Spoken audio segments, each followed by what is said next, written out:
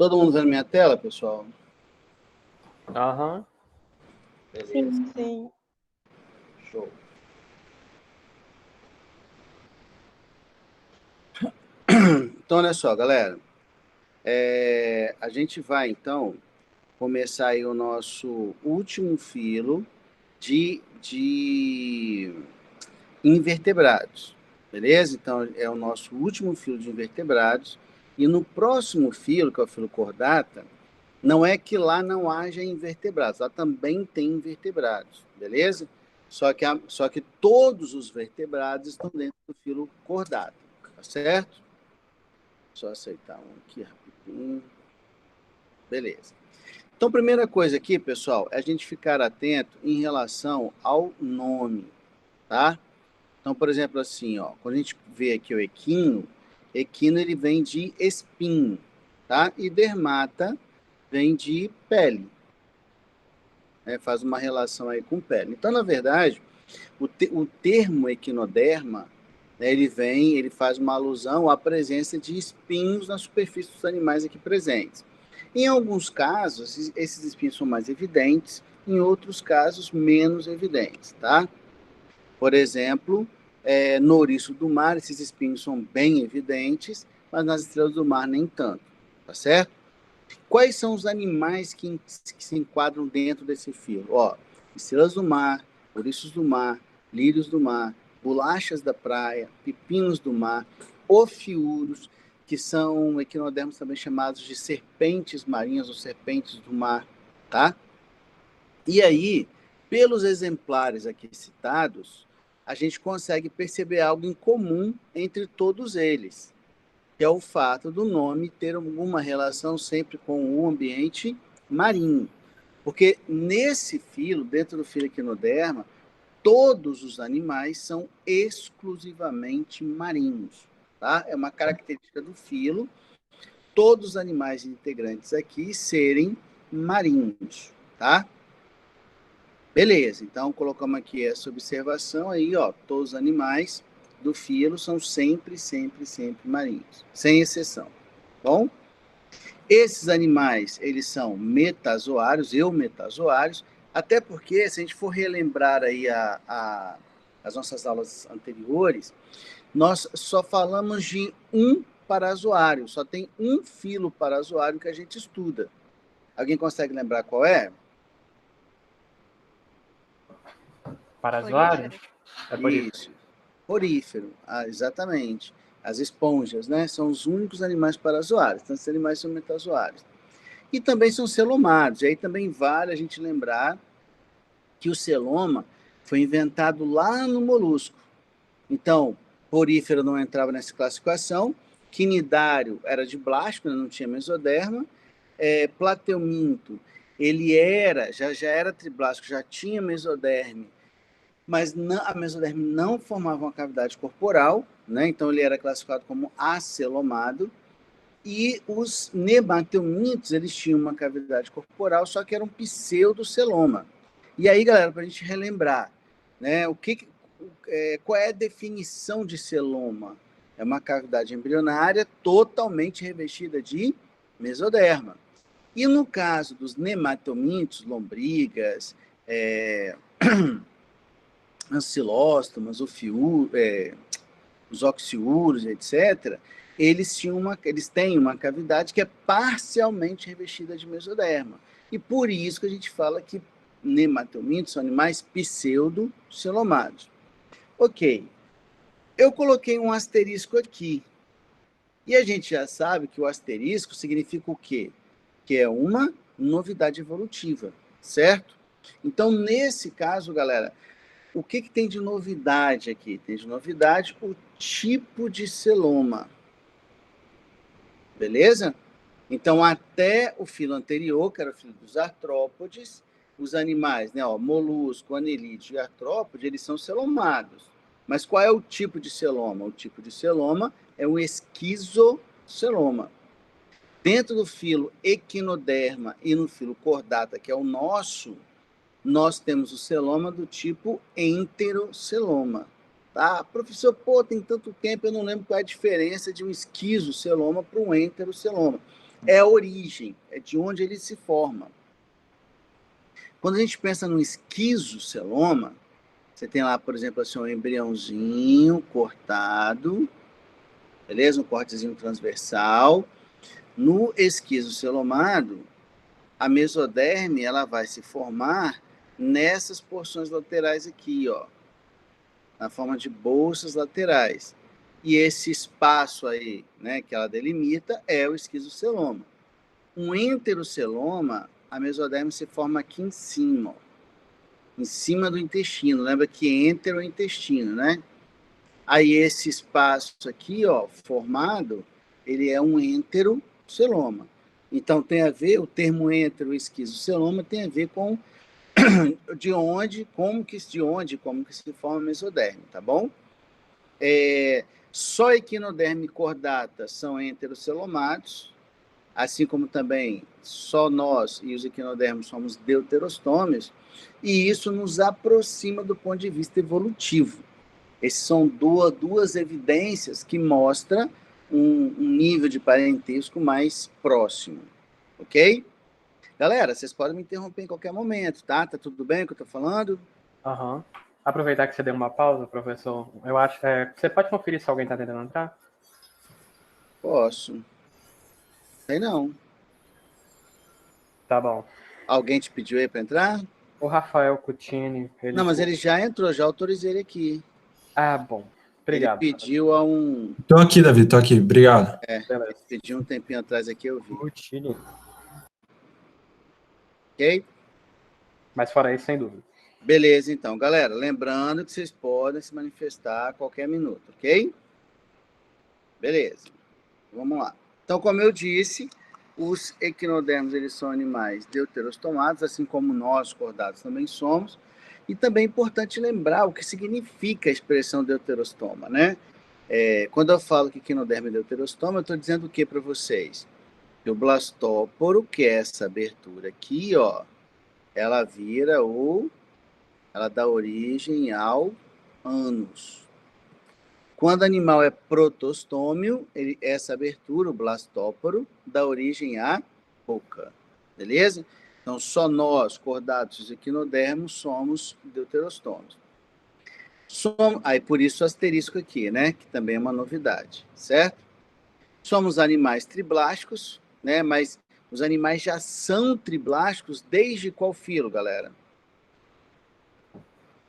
Desde os plateumintos, eu acho. Desde os plateumintos, exatamente. Então, desde os plateumintos, os animais já são todos triblásticos, ok? Tem os 3 fletos embrionários aí. Show. Bom, esses animais, eles têm uma simetria radial. Ora, como assim uma simetria radial? Vamos lembrar. Nós temos uma simetria bilateral, certo? Eu consigo dividir o corpo humano em apenas duas metades similares.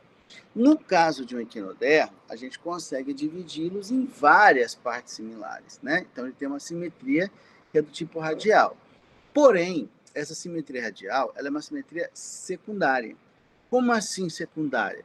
A larva, beleza? A larva, ela mantém a simetria bilateral que vinha, né, desde de plateuminto em diante, presente nos animais, certo?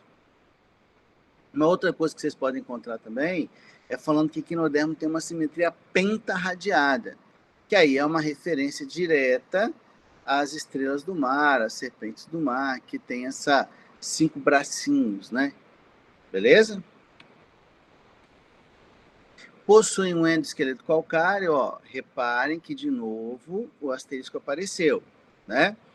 Então, é a primeira vez que a gente está falando de um endoesqueleto.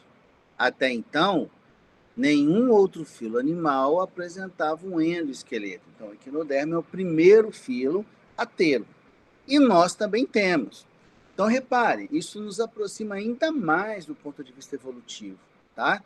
Então, ó, nós, os equinodermos, somos deuterostômios, somos os únicos. Somos enterocelomados, somos os únicos.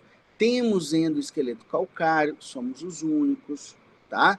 Então, isso nos aproxima bastante do ponto de vista evolutivo. E alguém pode estar pensando bem assim, mas pera lá, né? Calma lá, vamos pensar nisso direito aí. Como que uma estrela do mar, que é um bicho tão diferente da gente acordado, não da gente humano, né? Da gente acordado, pode ter uma relação de parentesco assim, evolutivo tão próxima? Ou então o ouriço do mar, né? Galera, o raciocínio é o seguinte. A gente vai ver que os equinodermos eles têm um sistema fisiológico que é exclusivo deles, que suprimiu a necessidade de outros sistemas, ou seja, ele tem um sistema meio 5 em 1, assim, sabe? Um sistema único acaba desempenhando várias funções. Ora, se eu perguntasse assim para vocês, qual é a consequência, segundo ano, de você ter um sistema que dê conta da atividade de 3, 4, 5 outros sistemas? Do ponto de vista fisiológico, qual é a consequência disso, Clara? Fala para mim. Eu acho que fica muito sobrecarregado o sistema. Sim, beleza, mas pensa no corpo do organismo, não no sistema que está ocupando 5 funções. Se eu coloco um sistema 5 em 1, vamos dizer assim, ou 4 em 1, qual é a consequência direta para a fisiologia, para o corpo daquele animal? O que você acha? Eu acho que não pode ser uma coisa muito grande para poder dar conta de tudo. Sim, mas vamos pensar assim, pensa dentro do corpo do animal. Você vai esperar um animal mais simples ou mais complexo? Mais complexo. Se ele tem um sistema no lugar de 4, ele vai ficar mais complexo? Tá. Não, o sistema em comparação aos outros ia ser mais Não, complexo. não, não. Mas Mas o animal pensa em no. si ia ser mais Pensa. simples. Isso aí. Pensa no corpo do cara, no corpo do organismo. Exatamente isso. Se eu tenho um sistema 4 em 1, imagina, se o meu sistema circulatório desse conta do meu sistema digestório, urinário, respiratório, eu tiraria tudo, pulmão, via aérea, tiraria rim, tiraria intestino, estômago. Então, se eu olhasse dentro do meu corpo ficaria muito mais simples. E foi exatamente isso que aconteceu com os equinodermos. O fato deles terem um sistema 4 em 1 permitiu que eles fossem mais simples. E por isso tão diferente da gente. Tá? Pensa comigo, quais são os animais na escala evolutiva que têm simetria radial? Lembra aí para mim alguém. Só porífero e quinidário. Porífero e quinidário. São os dois grupos mais o quê? Mais simples. São os dois grupos de animais mais simples que a gente tem na escala evolutiva, que a gente estuda, né? São esses dois. Então, o fato desse animal ter tido um sistema 4 em 1 fez com que a sua fisiologia e, consequentemente, o seu corpo ficasse muito mais simples. O que trouxe de volta a simetria radial, que era algo que tinha acabado lá atrás. E ela voltou, né, dentro desse grupo animal. Justamente por quê? Porque com um corpo, com um sistema 4 em 1, o corpo fica mais simples e a simetria radial pôde aparecer de novo. Lembra, a evolução ela não trabalha para a complexidade, ela trabalha para a eficiência. Para a eficiência. Então, se o corpo do animal é mais simples, ter uma simetria radial é mais adequado. Né? Por que eu tenho que ter uma simetria bilateral? Porque eu consigo organizar melhor meu corpo. Mas meu corpo é complexo. O de um ouriço do mar, não. O que um ouriço do mar é? Ele é um esqueleto com um tubo digestivo e uma gônada, que são, né, ovários ou testículos. Acabou o animal, praticamente.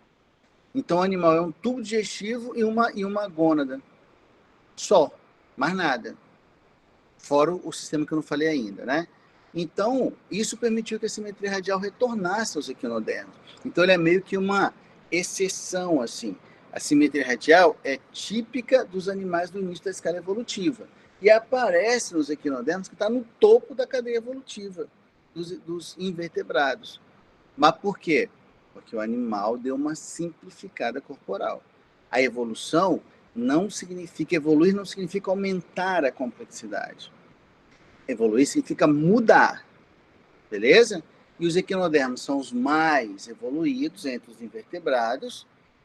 Aliás, nem o termo adequado não é nem o mais evoluído, é o mais derivado, é o mais atual, vamos dizer assim, tá? Mas esse animal, esse grupo atual, ele tem um padrão corporal muito simples, beleza?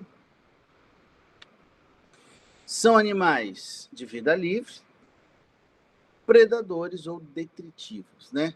Vão se alimentar de outros animais ou de carcaças de outros animais. Ou de algas, enfim, né? Vai depender de qual que a gente está falando. São animais dioicos, que quer dizer, né, que o animal ou ele tem testículo ou ele tem ovário, de fecundação externa e desenvolvimento indireto. Ou seja, quando eu falo que é um desenvolvimento indireto, eu estou dizendo que existe um estágio larval. E plúteo é o nome que a gente dá para larvas de equinodermos. Beleza? É a principal. Tem mais de uma, mas essa é a principal. E aqui, galera, vem aquilo que eu falei com vocês, ó. Eles têm um sistema ambulacrário. Esse sistema ambulacrário, ele é exclusivo, beleza? Então, é um sistema que ele é exclusivo desse grupo animal, tá? E é esse que é o sistema 4 em 1 que eu falei para vocês, tá? Originalmente, o sistema ambulacrário serve para quê? Ele serve para locomoção. A gente vai ver como. Mas, em função da maneira como ele é estruturado, ele acaba servindo na eliminação de resíduos metabólicos, trocas gasosas e distribuição de substâncias. Então, o animal não precisa ter um sistema excretor. O animal não precisa ter um sistema respiratório. Alguns equinodermos têm brânquias, alguns têm, ou alguns têm vestígios de brânquias e alguns não têm nada. O sistema ambulacrário resolve a situação, tá? E também não precisa de um sistema circulatório. Na verdade, os equinodermos, eles têm um tipo de sistema circulatório bem primitivo, bem simplesinho, que a gente nem fala que é sistema circulatório, inclusive. Tá bom? Tudo ok por enquanto? Ok. Beleza. Então, estamos aqui vendo, né, a estrutura de um ouriço do mar, né, mostrando aí, ó, se é um equinodermo, tem a superfície corporal dotada de espinhos. No caso dos ouriços, os espinhos são bem evidentes. Eles estão articulados no endoesqueleto, tá? Por isso que os espinhos se movem. Quem já pegou um ouriço no mar, um ouriço do mar na mão, já deve ter percebido que os espinhos se movem, porque eles são articulados. Reparem que sobre a placa calcária que compõe o esqueleto, você tem uma camada epidérmica, tá vendo? E isso demonstra que o esqueleto ele é interno, ele é um endoesqueleto feito de material calcário, tá? Que é uma novidade evolutiva importante aí, tá? Nós temos a porção ventral, que é essa aqui de baixo, e a porção dorsal, que é essa aqui de cima, beleza? Então, aqui a gente tem o ventre, aqui a gente tem o dorso. Então, reparem, no ventre, nós vamos encontrar a boca do animal. A boca do animal, que é o início do digestivo, né? Ao redor dela, nós vamos encontrar 5 plaquinhas, que a gente está chamando de dente, mas a gente vai chamar de dente não, tá bom? Quem já pegou um ouriço na mão e olhou para o seu ventre, né, virou de cabeça para baixo, deve ter reparado que ali na boca do animal fica tipo um conjuntinho, de 5 pequenos dentículos, assim, ó, que tem uma forma cônica, e fica bem na boca do animal. Isso aqui é chamado de lanterna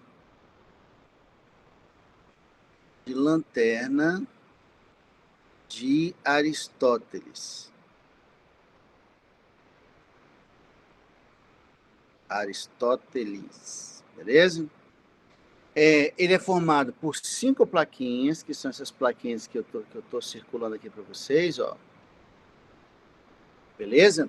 Essas 5 plaquinhas, elas estão imbricadas aí numa forma cônica. Então, seria mais ou menos assim, ó.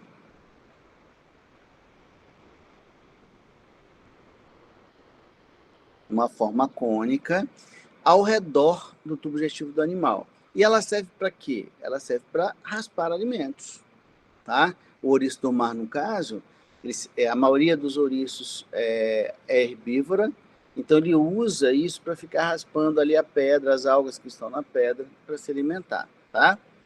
Como o ouriço do mar é um animal, na sua maioria, herbívora, ele tem um tubo digestivo extremamente longo, para poder permitir que o alimento fique tempo suficiente e que ele aproveite melhor aqueles açúcares com função estrutural, celulose, pectina, que são de difícil digestão, tá? O ânus é dorsal, obviamente, né? E aí, galera, a gente está vendo aqui, ó, a gônada, que pode ser testículo ou ovário, beleza? Eles são animais dioicos, né? Tem macho ou fêmea, tá? E o sistema ambulacrário. Então, ó, ele tem um sistema reprodutor, ele tem um sistema digestório e o sistema ambulacrário. Acabou o bicho. E o que é esse sistema ambulacrário? Ele é um conjunto de canais, vocês estão vendo aqui, ó, isso aqui é um canal, isso aqui são canais, isso aqui são canais, canais que compõem o sistema ambulacrário. O sistema ambulacrário é um conjunto de canais que tem uma abertura para o meio externo, chamada de placa madrepórica. Segundo ano, aonde é que os equinodermos vivem? Em que tipo de ambiente eles vivem? Marinho? Marinho. Então, estão dentro d'água, certo? Essa placa é uma placa calcária perfurada que permite a entrada de água nesse conjunto de canais. Então, a água ela circula por esse conjunto de canais, enche esses canais, tá? E vocês vão ver aqui, ó, nesses canais, que a gente chama de canais radiais, que são esses aqui, ó, que eu estou apontando de novo. Esses canais, eles têm várias estruturas ligadas a ele, tá? Que nós chamamos de ampola, que é um órgão muscular, ó, que é isso aqui que eu estou circulando, ó, isso aqui são ampolas. E essas ampolas estão relacionadas, estão ligadas a pés ambulacrários, que são esses prolongamentos aqui, ó. Esses pés ambulacrários, eles são estruturas de parede muito fininha, né? São canais, são ocos e tem a parede muito fininha. E ampola é um órgão muscular, tem uma estrutura muscular bem desenvolvida aí. E aí como é que funciona? Imagina os canais cheios de água e a ampola contraindo. Quando a ampola contrai, ela vai criar um fluxo de água nesse sentido, em direção ao pé ambulacrário. E esse pé ambulacrário, como ele tem a parede fininha, em função desse aumento de pressão, ele sofre uma distensão, ele aumenta, beleza? Ele aumenta de comprimento e funciona como uma alavanca para que o animal possa se deslocar. Então, essa é a função primária do sistema ambulacrário, locomoção, permitir o deslocamento, tá? Usando aí os pés ambulacrários como alavancas para se movimentar, para se locomover. Só que, se eu parar para pensar, a gente está vendo água circular pelo corpo do animal. Então, se eu tenho um sistema por onde circula água pelo corpo do animal, as demais células do corpo do animal podem usar essa água para fazer uma troca simples de gases, uma difusão simples. Então, eles usam essa água que circula para que os tecidos possam receber oxigênio, por exemplo. Eles usam essa água que circula para distribuição de substâncias. Ele usa essa água que circula para eliminação de resíduos, porque a água entra por um poro e sai pelo outro. Então, se eu tenho água circulante, essa água serve para mandar a coisa embora do corpo dele também. Então, isso permitiu que o corpo do animal ficasse muito, muito, muito, muito mais simples. Ok, segundo ano. Perguntinhas? Nada suave? Eu acho que tá tranquilo. Acho. Boa. Isabel, tá de boa?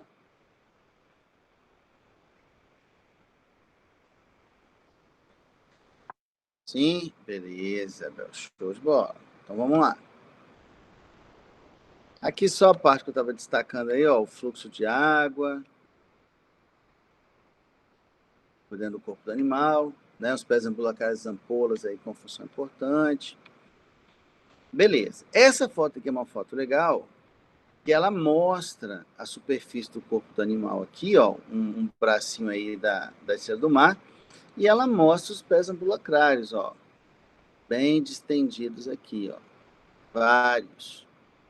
Ah, mas eu nunca vi isso, professor, eu já peguei várias estrelas do mar. Sim, porque na hora que você pega e tira da água, como a parede do pé ambulacral é muito fininha, há um risco grande do animal se desidratar, né, perder água por ali. Então, o que ele faz? Você tirou da água, ele encolhe o pezinho, relaxa a pressão e encolhe o pezinho, beleza? Então aqui dá para ver claramente os pés ambulacrários que o animal usa para locomoção, beleza? Aqui alguns exemplares de equinodermos, né, para quem não conhece, a bolacha da praia. Inclusive, assim, eu já ouvi várias vezes, até já vi isso acontecer, inclusive, uma pessoa pegando a bolacha da praia, quebrando para tentar libertar a estrelinha que está lá dentro. Ah, Sei bom. lá, sei lá o que passa pela cabeça das pessoas, mas elas acham que as estrelas do mar nasciam daí, entendeu? E são dois grupos de animais completamente, assim, do mesmo filo, mas completamente distintos, né? Aqui a gente está vendo um ofiuro, que a gente chama de serpente do mar, porque, não sei se vocês já viram um ofiuro na vida de vocês, ela é tipo uma estrela, igual vocês estão vendo aí, só que é uma estrela que é muito ágil, ela é muito rápida. E esses braços têm movimentos serpentiformes, e daí o nome, né, é serpente do mar. Um pepino do mar, ou holotúria, são animais relativamente comuns, tá? São animais que têm um paladar um gosto muito ruim. Em algumas partes do mundo são tratados como especiarias gastronômicas exóticas, mas a verdade é que a maioria dos predadores evita comer pepinos do mar porque tem um sabor muito desagradável, tá? E aqui a gente está vendo um lírio do mar, que é um animal, né? E o nome lírio está bem óbvio, o que vocês estão vendo aqui são brânquias que o animal usa para filtrar a água e se alimentar. São animais filtradores, ok? Aqui é uma classificação, mas é uma classificação, galera, que eu vou falar só para vocês assim, se familiarizarem com os nomes, tá? Não vou ficar cobrando classe de equinodermos de vocês, não. A classe asteroide, que é a classe das estrelas do mar, as equinoides, que são dos ouriços, as holoturoides, né, que é a classe das holotúrias, dos pepinos do mar, as crinoides, dos lírios, e as ofiuroides, dos ofiuros, que são as serpentes do mar. Beleza? São as 5 classes principais aí de equinodermos. E em relação ao equinodermo, é só isso. Perguntinhas?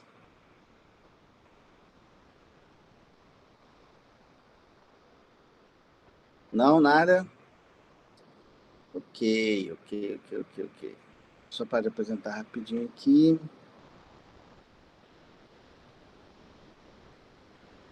E vamos começar acordado logo.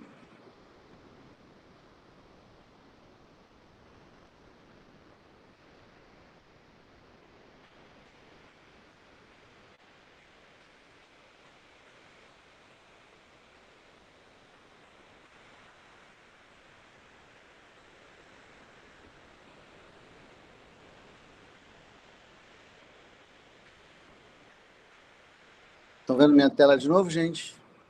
Aham. Tá com sono já, cara? Desacostumou a ter aula? Cara, eu tô morrendo de sono. Agora que você Eu falou, também. vou Foi. até aproveitar para pegar um café. Só dá 30 segundos. Meu café acabou. Vocês desacostumaram a ter aula, gente? Tiveram aula nenhuma ainda?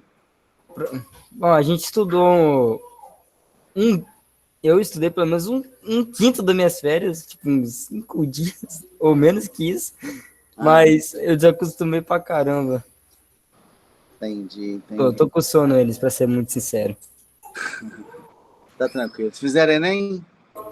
Não fiz esse Enem de agora que tá vindo, mas já tô treinando pro próximo já. Me passar de primeira de uma vez. Pô, isso aí, José. Isso aí. Esquema é esse aí mesmo. Então vamos lá. Voltou, Davi? Voltei com meu café em mão. Eu tô um pouquinho saturado de zoologia, que eu tinha muito negócio pendente aqui, Aí então eu resolvi você de zoologia, muita anotação que eu tinha que passar pro caderno, eu passei tudo semana passada. Então, para você ter noção, eu não tinha escrito nem de quinidário, sacou? Eu tive que fazer tudo semana passada. Mas tudo bem, tá ótimo. Tá valendo, tá valendo. Aqui, o resumo de equinodermo, então a V2 tem, a V6 tem? Raquel, Clara, vocês têm? Tem não. Tem não? Então eu vou mandar hoje para vocês, tá bom? Tá bom. Mas o referencial teórico a gente não tem também não, tá, hein? Ah, não tem não? Não. De equinodermo, não? Uhum. Uai, estranho. Tudo bem, eu mando para vocês também hoje, tá bom? Beleza. Então vamos lá. Próximo filo cordata, tá? Que é um filo grande, beleza? Nós temos, como eu falei com vocês, né? Alguns invertebrados, então nem todo cordado é um vertebrado, beleza? Mas todos os vertebrados estão dentro desse filo, certo? E aí são animais bem conhecidos a gente, né? Peixe, anfíbio, réptil, ave, mamíferos, beleza? Somos eumetazoários, obviamente, e somos enterocelomados, iguais aos equinodermos, né? Somos os dois únicos enterocelomados. Somos triblásticos, todo animal é desde plateuminta, e somos deuterostômios, iguais aos equinodermos. Então, de novo aqui, ó, o que nos aproxima dos equinodermos, a deuterostomia, o celoma do tipo enterocélico, né? E o fato de termos, pelo menos os vertebrados, um endoesqueleto calcário, tá? E aqui, galera, é uma informação muito importante, que é muito cobrado em processos seletivos, tá? O que... Ai. Oi? Ai. O que nos tornam cordados? Eu ia falar equinodermo, né? O que nos tornam cordados? Todo cordado, ele tem 4 características mínimas obrigatórias, beleza? Que é um tubo nervoso dorsal, uma notocorda, fendas faríngeas e uma cauda pós-anal, beleza? Então, todo cordado, para ele ser um cordado, obrigatoriamente ele tem que ter essas 4 características, em pelo menos um estágio da vida deles, tá? No mínimo, em pelo menos um estágio da vida. Ah, como assim no estágio da vida? Por exemplo, o que é notocorda? Eu acho que eu fiz um esquema para vocês lá com uma zoologia, mas eu vou lembrar para vocês aqui de novo, tá bom? Tá bom. Então, olha só, por exemplo, assim, vamos pegar a notocorda. A notocorda, ela está presente na gente enquanto embriões, né? Enquanto fetos, embriões e fetos. E depois, durante a nossa vida fetal, a notocorda ela é substituída pela coluna vertebral. Então, ela aparece na nossa vida embrionária, mas depois desaparece. Em alguns animais, ela permanece no animal adulto, tá? Então, assim, essas características, elas têm que aparecer pelo menos em parte da vida do animal, tá? Pelo menos em parte da vida do animal ele tem que aparecer, ok? Então, aqui, ó, quem foi que me perguntou? que não deu para ouvir aqui? Raquel. Raquel. Beleza, Raquel. Olha só. Aqui a gente está vendo um embrião. Beleza? Você tem um embrião aí e tal. E aqui tem um corte transversal, né? Vamos pegar esse corte transversal aqui para dar uma olhada. Quando você olha um embrião em corte transversal, você vai ver o seguinte, ó. Esse tecido mais externo é a ectoderme. Esse tecido verde é a endoderme. Então, ó, ectoderme, endoderme. E esse tecido intermediário aqui é a mesoderme. Beleza? Mesoderme. Vamos lá. Reparem isso aqui, ó. Vocês estão vendo aí uma cavidade totalmente revestida de mesoderme. Isso é o celoma, certo? Vocês estão vendo aqui, ó, o tubo digestivo, que a gente chamou de arquêntero, né? No embrião a gente chama de arquêntero. Aqui a gente está vendo, ó, o tubo nervoso. Reparem que isso aqui é o dorso do embrião e isso aqui é o ventre do embrião, é a barriga do embrião. Então, o tubo nervoso, galera, ele é dorsal, característica de bordado, ter um tubo nervoso dorsal. Ah, professor, mas eu encontro tubo nervoso em mais alguém? Encontro. No artrópode tem. Só que no artrópode ele é ventral. Tubo nervoso dorsal é típico de cordado. O que esse tubo nervoso vai dar origem? Vai dar origem ao nosso encéfalo e à nossa medula espinhal, se forma a partir dele, tá? Essa cavidade aqui, a cavidade celômica, ela vai formar o quê? A nossa cavidade torácica e a nossa cavidade abdominal, onde os órgãos vão se alojar, né?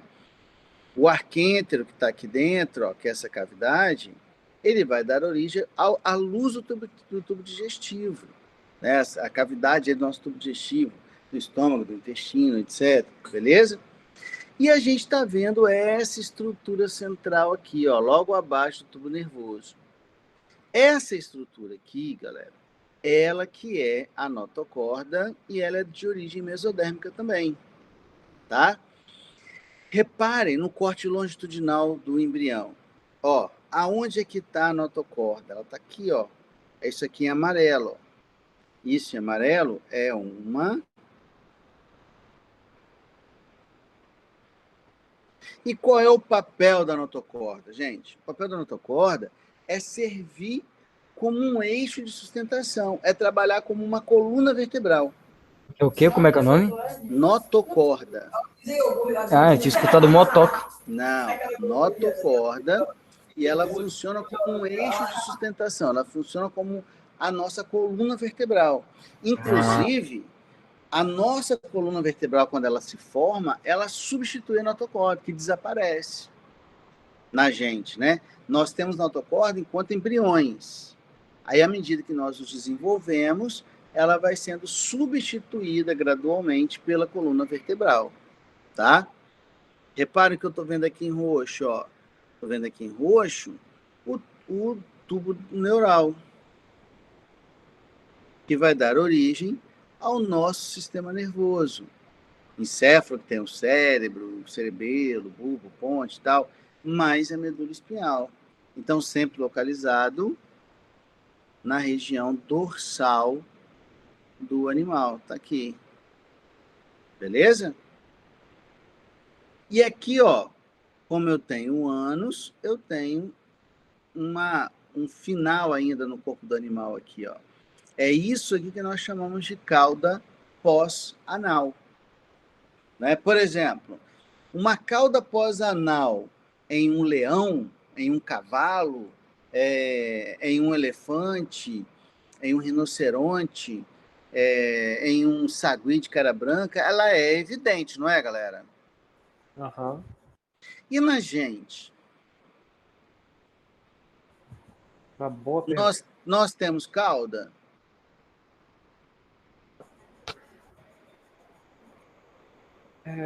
Por Que acaso, você... por acaso tem a ver com o nosso último osso da coluna vertebral? Na verdade, é um conjuntinho de ossos, né? Que é o nosso cóccix. Lembra o cóccix? O nosso ossinho da alegria? Assim da alegria, sim. Então, o cóccix, ele é uma cauda, um vestígio, né? Pelo menos, de cauda pós-anal, tá? Então, todo cordado, ele também tem uma cauda pós-anal. Então, a outra coisa, aqui, ó, no embrião, isso aqui são chamadas de fendas faríngeas, que também todo cordado tem, tá? Por exemplo, no caso de um peixe, fica óbvio, né, que as fendas branquiais se formam a partir das fendas faríngeas. No nosso caso, isso já não é tão óbvio assim, né? Até porque a gente não tem respiração branquial, né? Então isso não pode ser tão óbvio assim para a gente, não. Mas aí vocês, por exemplo, assim, quando a gente está descendo ou subindo uma região serrana, quando a gente está pegando um voo, por exemplo, que o avião decola ou pousa, nós sentimos uma diferença de pressão no tímpano, não sentimos? Aham. A gente, quando a gente... Não ouvi. Nunca andei de avião. Quem é que está falando, Josué? Eu.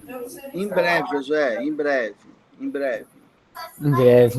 E assim espero. Não, tenho certeza disso, tenho certeza. Você vai tentar o que no vestibular, José? Eu, particularmente, eu não sei, mas Nem eu nada, nem nada? não, eu tenho um plano. Ou eu vou para engenharia ou eu vou para programação. Tá, então de certa forma vamos botar uma engenharia, né? Então, Aham. ó, daqui a pouco, ano que vem, você vai estar entrando na universidade, vai ser um engenheiro de sucesso, viajar de avião vai ser rotina na sua vida, entendeu? E aí, quando você estiver assim, você vai falar bem assim, pô, agora eu vou comprar aquela passagem para o meu professor de biologia que falou, que profetizou que isso ia acontecer, e vou mandar ele de férias lá para as Ilhas Seychelles. Beleza? Ah, com certeza. Então tá, galera, todos vocês são testemunhos aí, beleza? Tá gravando, tá gravando. Tá gravando, isso aí, tá gravando, então tá bom, fechou. Bom, então quando a gente sobe uma região serrana ou desce, ou decola no avião ou pousa, a gente percebe a diferença de pressão no tímpano. Como é que a gente faz para corrigir? Né? Se eu estou subindo, eu tento aliviar um pouco, né, assim, bocejar, mexer um pouco assim a mandíbula e tal, para aliviar a pressão sobre... Porque quando você está subindo, a pressão está diminuindo. E aí a sua pressão interna é mais alta, né, do que a externa. E isso impor seu tímpano para fora. Então você tem que reduzir a pressão interna para ele voltar. Beleza? Quando você está descendo, você está saindo de um ponto de maior pressão para um ponto de menor pressão. Você está saindo de um ponto de menor pressão para um ponto de maior pressão. Então, seu tímpano ele é empurrado para dentro. Então, você tem que equalizar, né? Fazer uma força para que o tímpano volte para o lugar. Ora, se eu estou movimentando o ar no meu sistema respiratório, nas minhas vias aéreas, e isso está influenciando a pressão sobre o meu tímpano, significa o que isso, galera?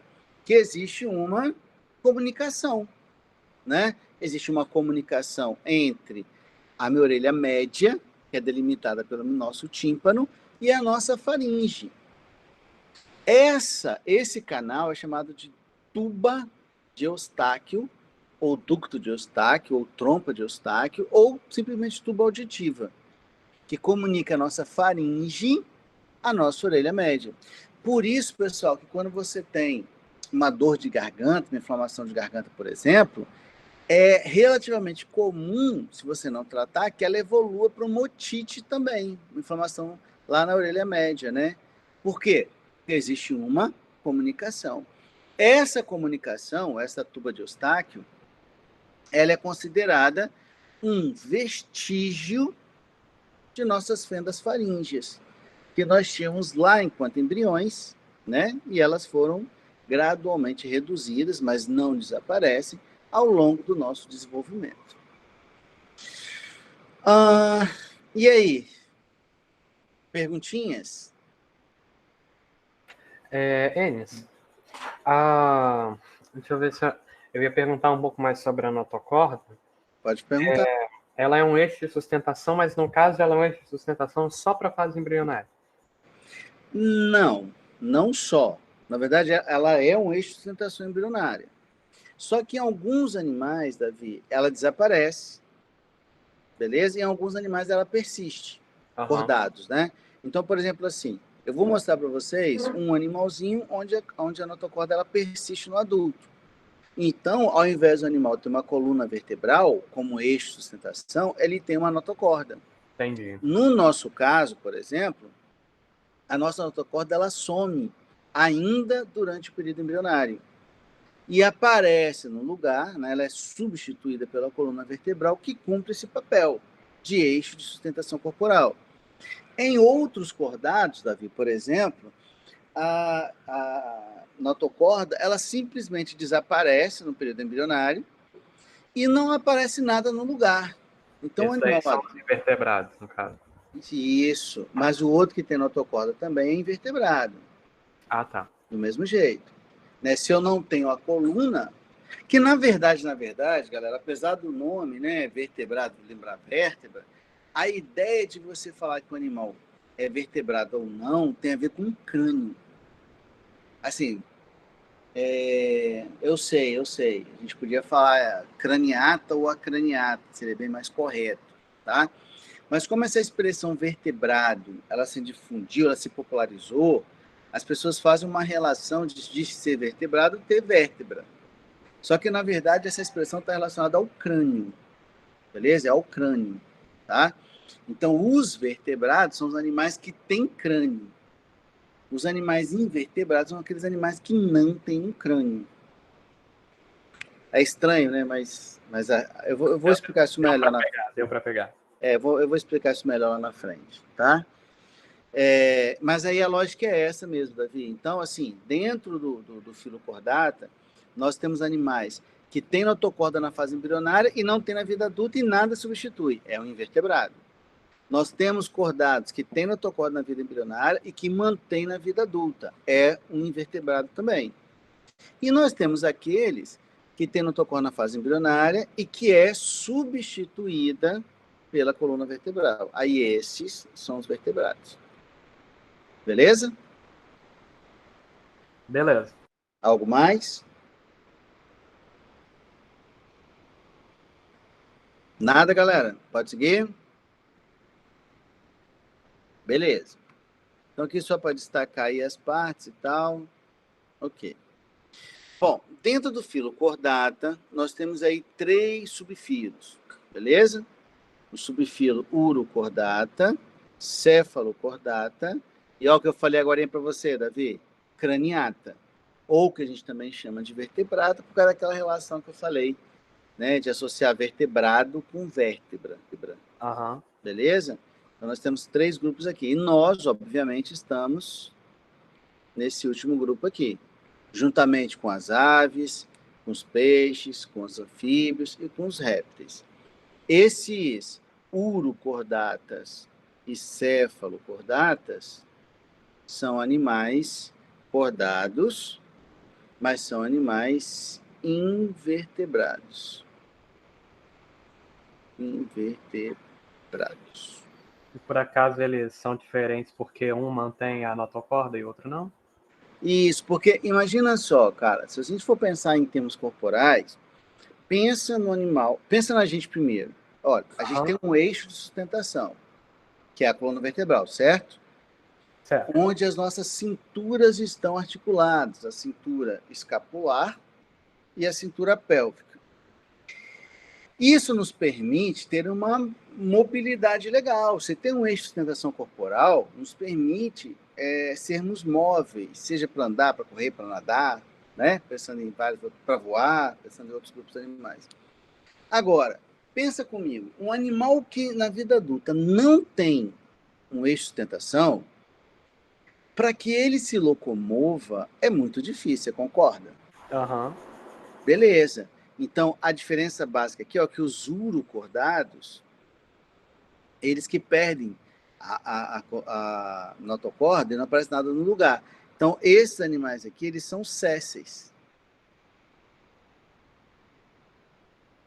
Eles têm uma dificuldade para se deslocar.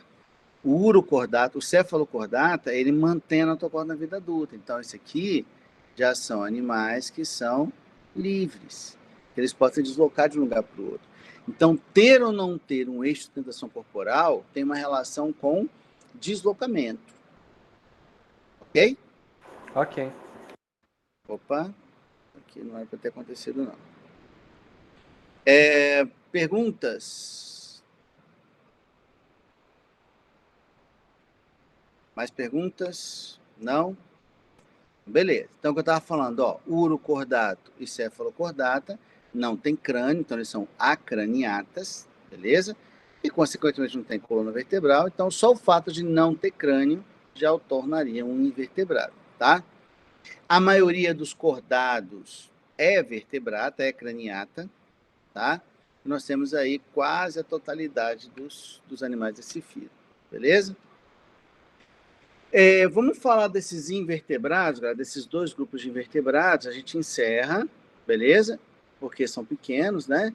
E na próxima aula, que é sexta, a gente começa a falar sobre os vertebrados, que é um grupo bem maior, beleza? Olha só, gente. Até aqui, perguntinhas?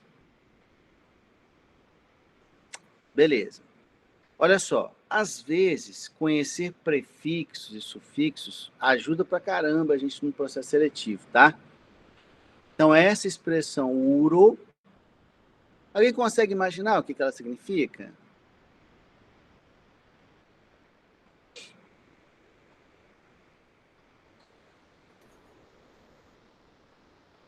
Ninguém consegue? Opa! Urocordata. Cauda, não sei. Uro quer dizer cauda. Ah, Urologista é um médico especialista na região pélvica, né? Na região caudal, vamos dizer assim. caramba, existe isso? Urologista, pô, nunca ouviu falar isso não? Toque retal, essas coisas? Não, urologista, tipo, eu já ouvi falar porque minha mãe assiste muita série médica, mas não fazia ideia. Tipo, urologista. Urologista, cara, é o cara especialista na região. Muita gente associa urologia a médico de homem, né? O ginecologista de mulher. Ginecologista de homem. Hã? O urologista é o ginecologista de homem. Mais ou menos. Então, só que, na verdade, o urologista ele é um especialista na região pélvica, não apenas na questão da genitália masculina, né? Não é só isso. Mas, enfim, os urologistas são famosos, pelo menos entre os homens aí, né? Por conta do toque retal. Já ouviu falar isso, Josué? Toque retal? Toque retal? Já ou não? O quê? Ok, o que, gente? Não, porque, tipo, pode repetir a pergunta? Por exemplo, Pro exame de próstata. Isso, o exame clínico de próstata. Isso ah, aí. é o do dedo lá? Isso, Do dedo. é o do dedo lá, o toque retal é o nome, Meu que é Deus. o urologista que faz, né? Porque como ele é especialista na região pélvica, é ele que vai determinar se a próstata está com tamanho diferente do que deveria ou não, através do toque retal, sacou? Mas, enfim, quais são os animais que nós vamos colocar dentro desse filo? As assídeas, que normalmente, quando uma questão aparece aí no processo seletivo, é esse nome que aparece, tá? E as salpas, beleza? Vou mostrar uma foto aqui. Esses animais são marinhos.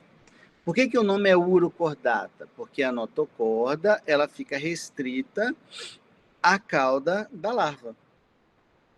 Daí o nome urocordata, é notocorda na cauda. Tá? O nome quer dizer isso, né? Notocorda na cauda. E quando esse animal chega à vida adulta, essa notocorda desaparece. E esse animal não coloca nada no lugar para substituir, beleza? O corpo é revestido por uma estrutura proteica chamada de túnica, e por essa razão, alguns animais, esses animais, eles também são chamados de tunicados. A gente também pode encontrar essa expressão aqui, ó. Tunicados são os animais dotados de uma túnica, e a gente está falando dos urocordatas. Esses animais, eles são sésseis, beleza? São, portanto, né, por essa razão, eles são filtradores. Tem um sistema circulatório mais simples, parcialmente aberto, esse é só um detalhe. Eles são monóicos, quer dizer o que mesmo, gente? Lembra para mim, ser monóico é o que mesmo? Hermafrodita. Hermafroditas, beleza. Então, aqui são animais hermafroditas, tá? Com fecundação externa e desenvolvimento indireto, quer dizer que tem um estágio larval, né? Então, aqui a gente está vendo uma salpa, tá aqui, ó, beleza? Que até os leigos confundiriam talvez com algum quinidário, por ser um animal transparente, né? E aqui a gente está vendo uma colônia de assídeas, que são os tunicatos, ou são os urocordatos mais comuns de encontrarmos na praia. No litoral são as assídeas, sem dúvida, tá? Belezinha? Perguntinhas? Nada? Vamos destacar as principais informações aqui. Ó, principal informação, associar o nome ao animal, importante. Saber que são marinhos, importante. Saber a razão do nome, importante. Beleza? Essas são as 3 informações mais relevantes do slide aqui. Certo? E o sistema excretor, como é que fica? Então, a excreção, ela vai ser feita diretamente pela superfície corporal. Então ele não tem. É um animal muito simples, né? Um animal bem simplesinho. Beleza? Tá E a vendo? Ó, respiração praticamente é o quê? nada. Respiração. Difusão também. Eles não têm esses sistemas mais complexos, são animais muito simples. Muito, muito, muito simples. Beleza? Por isso que eu nem coloquei aqui. Ah,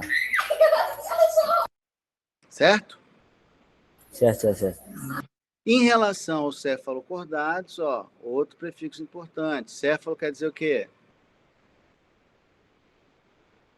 Céfalo é fácil, né, gente? Céfalo é a cabeça. Estão me ouvindo, gente? Sim. Beleza, é a Agora cabeça. tô. Deu? Travou, Davi? Aqui de vez em quando tá meio ruimzinho, mas acho que foi só pra mim. Os demais estão me ouvindo bem? Eu tô, por enquanto. Eu tô. Sim.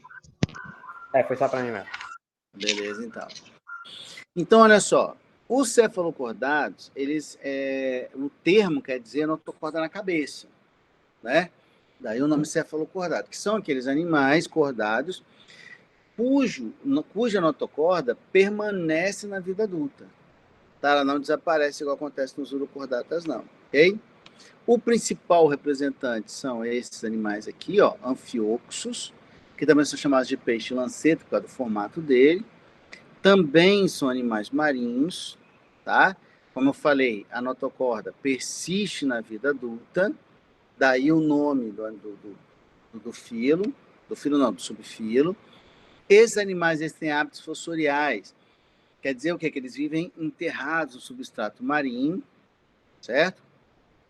Também são filtradores, já tem um sistema circulatório fechado, um pouco melhor do que o dos urocordatas, são dioicos, tem macho e fêmea, também com fecundação externa, também com estágio larval, ok? Nesse caso aqui, galera, essa figura é uma figura importante. Por quê? Porque cefalocordado é meio que o padrão de estudo de cordado. A gente usa o cefalocordado como padrão de estudo de desenvolvimento embrionário de cordado. Então, essa figura que a gente está vendo aqui é uma figura, inclusive, que eu tirei de uma prova. É muito comum essa figura aparecer em provas para que vocês reconheçam as estruturas básicas de um cordado.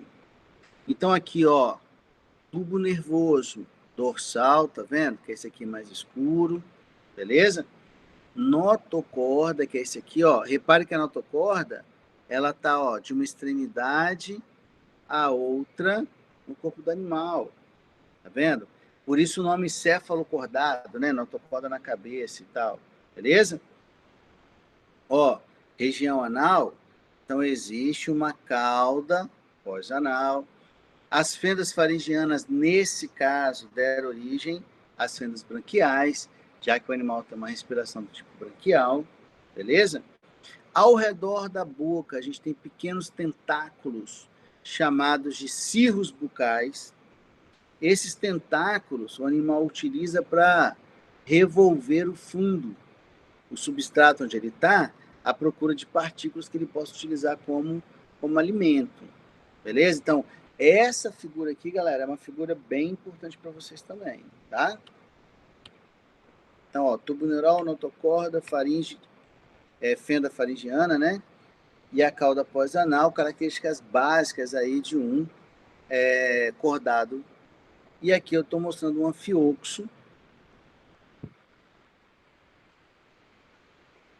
Beleza? Que é o nosso padrão de estudo aí de desenvolvimento embrionário. Aliás, eu vou até além, né? Vocês falaram que vocês tiveram noções de êmbrio no primeiro ano, não foi isso? Como?